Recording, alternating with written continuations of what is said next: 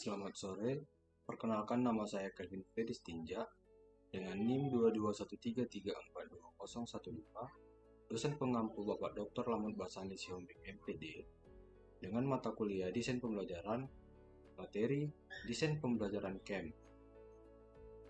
Gerald E. Camp berasal dari California State University di St. George. Camp mengembangkan model desain instruksional yang paling awal bagi pendidikan.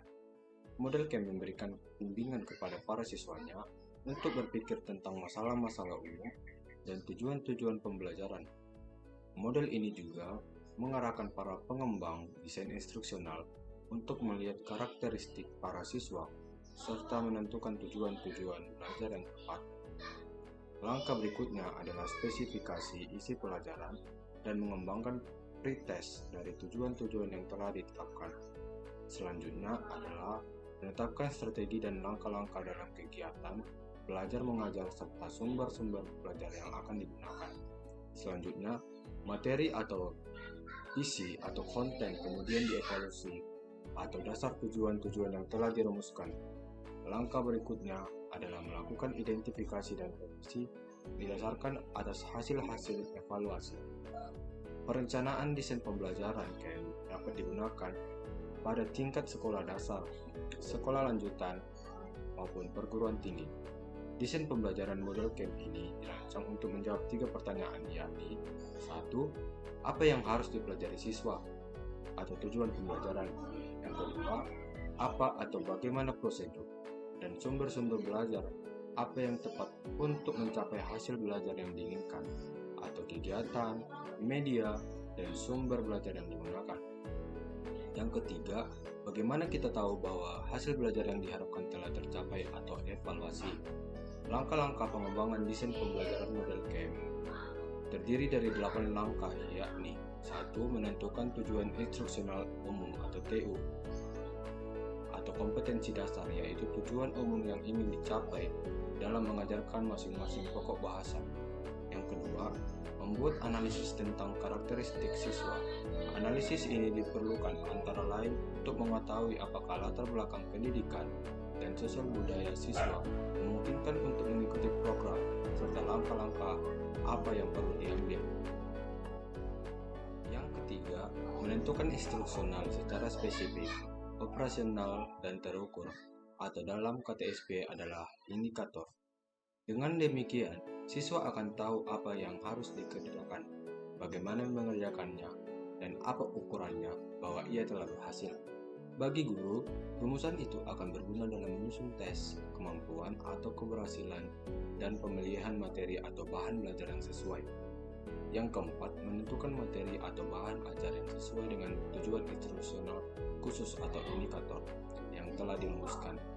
Masalah yang sering kali dihadapi guru-guru adalah begitu banyaknya materi pelajaran yang harus diajarkan dengan waktu yang terbatas. Demikian juga timbul kesulitan dalam mengorganisasikan materi atau bahan ajar yang akan disajikan kepada para siswa. Dalam hal ini, diperlukan ketepatan guru dalam memilih dan memilah sumber belajar, materi, media, dan prosedur pembelajaran yang akan digunakan. Yang kelima, menetapkan penjagaan atau tes awal atau pre-assessment. Ini diperlukan untuk mengetahui sejauh mana pengetahuan awal siswa dalam prasyarat belajar yang dituntut untuk mengikuti program pembelajaran yang akan dilaksanakan. Dengan demikian, guru dapat memilih materi yang diperlukan tanpa harus menyajikan yang tidak perlu, sehingga siswa tidak menjadi bosan. Yang keenam, menentukan strategi belajar mengajar media dan sumber belajar. Kriteria umum untuk pemilihan strategi pembelajaran yang sesuai dengan tujuan instruksional khusus atau indikator tersebut adalah efisiensi, keefektifan, ekonomis, kepraktisan melalui suatu analisis alternatif. Yang ketujuh, mengkoordinasikan sarana penunjang yang diperlukan meliputi biaya, fasilitas, peralatan, waktu, dan tenaga. Yang kedelapan, mengadakan evaluasi. Evaluasi ini sangat perlu untuk mengontrol dan mengkaji keberhasilan program secara keseluruhan, yaitu siswa, program pembelajaran, alat evaluasi atau tes, dan metode strategi yang digunakan. Semua komponen di atas saling berhubungan satu dengan yang lainnya. Bila adanya perubahan atau data yang bertentangan pada salah satu komponen, mengakibatkan pengaruh pada komponen lain. Dalam lingkaran model CAM, menunjukkan kemungkinan revisi tiap komponen bila diperlukan. Revisi dilakukan dengan data pada komponen sebelumnya maupun sesudahnya, berbeda dengan pendekatan sistem dalam pembelajaran. Perencanaan desain pembelajaran ini bisa dimulai dari komponen mana saja. Jadi, perencanaan desain boleh dimulai dengan merencanakan pokok-pokok pembahasan terlebih dahulu, atau mungkin dengan evaluasi.